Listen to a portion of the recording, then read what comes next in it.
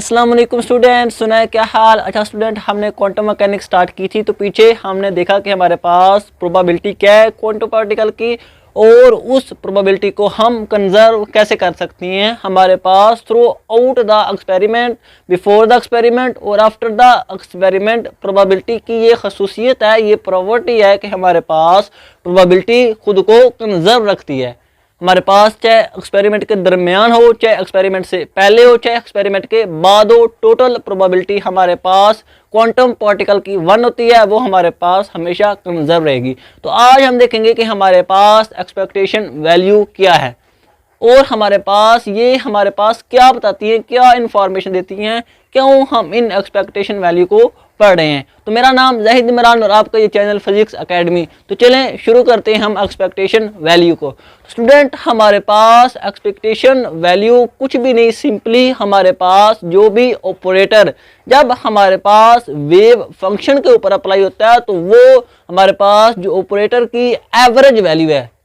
क्या स्टूडेंट, हमारे पास वो जब ऑपरेटर जो कि अप्लाई हुआ किसके ऊपर, वेव फंक्शन के ऊपर, तो उस ऑपरेटर की एवरेज वैल्यू को हम एक्सपेक्टेशन वैल्यू का नाम देते हैं क्वांटम मैकेनिक्स में। क्या स्टूडेंट, हमारे पास दोबारा सुन लें, जब हमारे पास एक ऑपरेटर जो कि अप्लाई हुआ किसके ऊपर, वेव फंक्शन के ऊपर, तो उस वेव फंक्शन के ऊपर अप्लाई होने के बाद उस ऑपरेटर की एवरेज वैल्यू है, वही एवरेज वैल्यू हमारे पास कहलाएगी expectation value of that operator. उस ऑपरेटर की एक्सपेक्टेशन वैल्यू उस ऑपरेटर की एवरेज वैल्यू होती है। सिंपली ये होता है हमारे पास एक्सपेक्टेशन वैल्यू। अब हमारे पास क्या है ये एक्सपेक्टेशन वैल्यू। तो स्टूडेंट, हमने देखा कि जब कोई किसी भी ऑपरेटर की आइगन वैल्यू को अगर हम मल्टीपल कर दें उसकी प्रोबेबिलिटी के साथ है। क्या स्टूडेंट, हमारे पास अगर किसी भी आइगन वैल्यू को मल्टीपल कर दें प्रोबेबिलिटी के साथ, तो जो हमारे पास रिजल्ट में चीज आती है वो हमारे पास होती है एवरेज वैल्यू क्वांटम मैकेनिक्स में।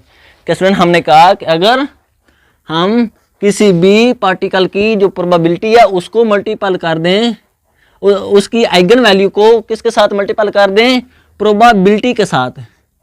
किसके साथ स्टूडेंट, हमारे पास प्रोबेबिलिटी के साथ, तो जो हमारे पास रिजल्ट में क्वांटिटी बनती है वो हमारे पास उस ऑपरेटर की एवरेज वैल्यू होती है, जिसको हम इसे डिनोट करते हैं कि जब हमारे पास आइगन वैल्यू को मल्टीपल करें प्रोबेबिलिटी के साथ, तो इन दोनों के कॉम्बिनेशन से जो रिजल्ट में क्वांटिटी आती है वो उस ऑपरेटर की हमारे पास एवरेज वैल्यू होती है, एक्सपेक्टेशन वैल्यू होती है।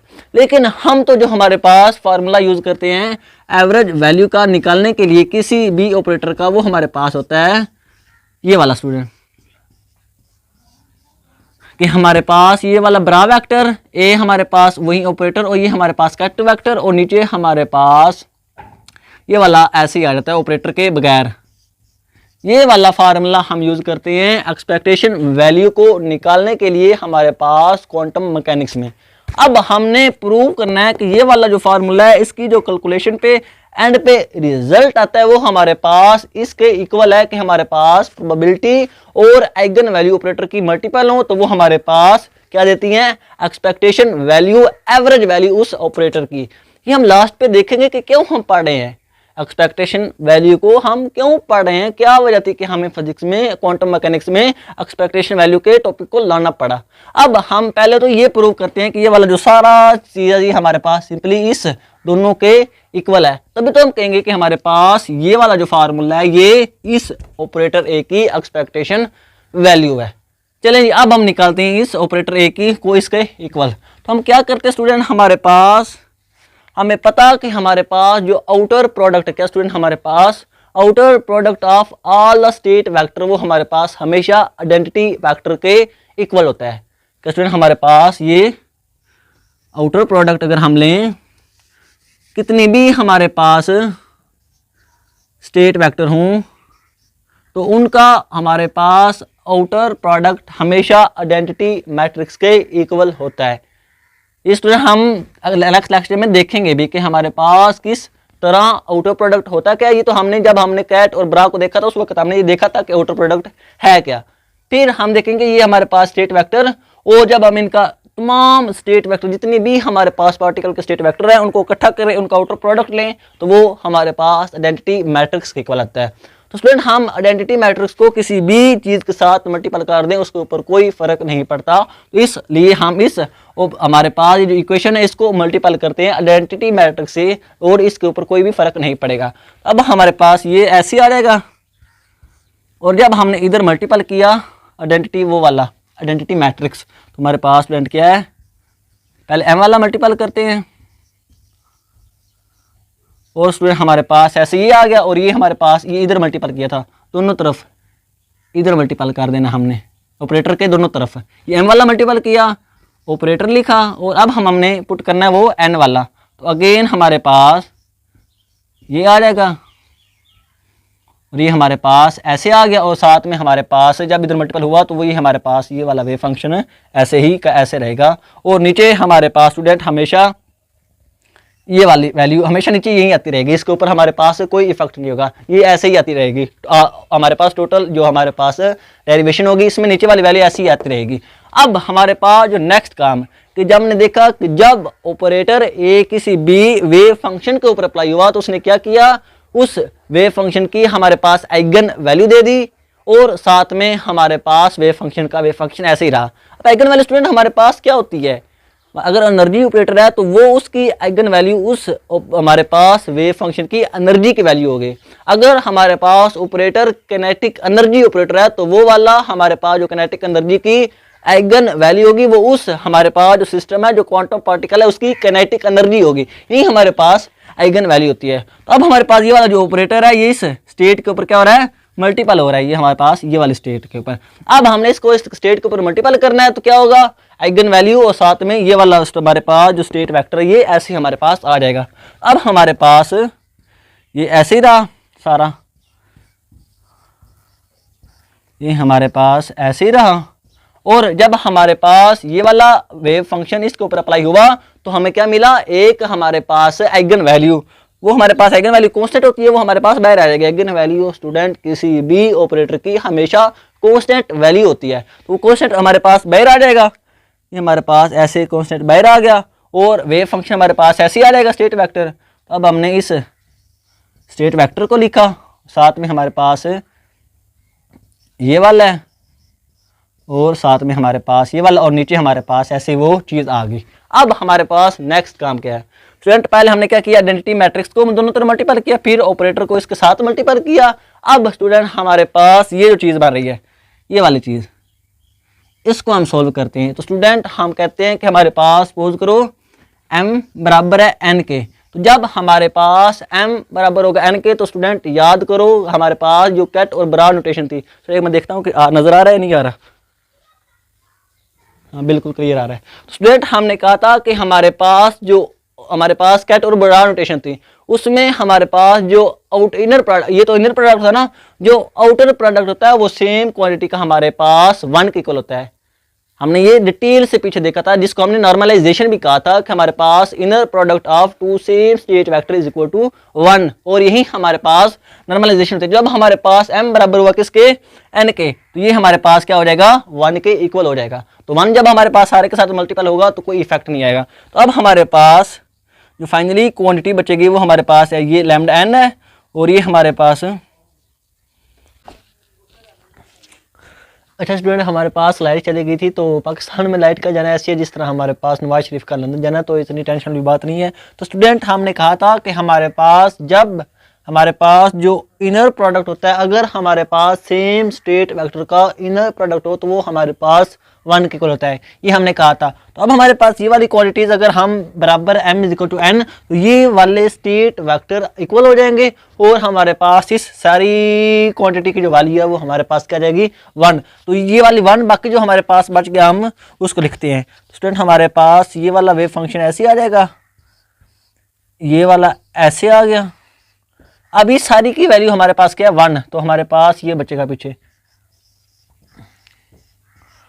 ये वाला और नीचे हमारे पास ऐसे का ऐसे ही आ जाएगा। अब स्टूडेंट हमें पता कि अगर स्टूडेंट हम क्या करें ए और बी स्टूडेंट अगर हमारे पास कोई मैट्रिक्स है तो अगर इनका हम हार्मिशन लें स्टूडेंट हमारे पास क्या होता है, ये कन्वर्ट हो जाते हैं बी और ए में, और साथ में हमारे पास इनकी जो हमारे पास पोजीशन है वो भी चेंज हो जाती है। जब ए और बी का हार्मिशन लिया, हार्मिशन लेने से क्या होगा कि हमारे पास इनकी पोजीशन भी चेंज हो जाएगी और हमारे पास ऊपर हार्मिशन आ जाएगा। तो इसी तरह हम क्या करते हैं, इस ये जो हमारे पास ये वाली क्वांटिटी है इसका हम हार्मिशन लेते हैं। तो जब हम हार्मिशन लेंगे तो इनकी हमारे पास जो जगह है वो चेंज हो जाएगी। तो हमारे पास ये ऐसे ही आ गया। जब हमने इसका हार्मिशन लिया तो हमारे पास ये, इसको हम n लिख लेते हैं क्योंकि m इज इक्वल टू हमारे पास n के इक्वल था। स्टूडेंट अब हमारे पास ये पहले आ जाएगा क्योंकि हमने कहा था कि जब हार्मिशन लिया तो जगह चेंज होगी। अब ये हमारे पास ऐसे आ जाएगा, इधर ये हमारे पास ऐसे लिख लिया और ये हमारे पास जगह चेंज की और साथ में ऊपर हमने हार्मिशन डाला और ये हमारे पास ऐसे आ जाएगा। और नीचे स्टूडेंट हमारे पास ऐसे का ऐसे हमने लिख लिया। अब स्टूडेंट हमारे पास ये वो वाली स्टूडेंट हमारे पास चीज़ें जिनको हमने यूज़ की सारी कैलकुलेशन में। अब हमारे पास स्टूडेंट हम देखेंगे कि हमारे पास ए स्टार और ए हमारे पास इसके इक्वल होता है ए स्क्वायर के। ये हमने डिटेल से ब्रा और कैट नोटेशन में देखा था। स्टूडेंट अब ये भी तो हमारे पास यही बार है ना, साई एन और साई हमारे पास, और ये हमारे पास एक स्टेट वेक्टर और साथ में साई। तो ये हमारे पास हार्मिशन कंजुगेट है और ये ऐसी है बिल्कुल इस तरह। तो ये हमारे पास किसके इक्वल आ जाएगा, ए स्क्वायर के।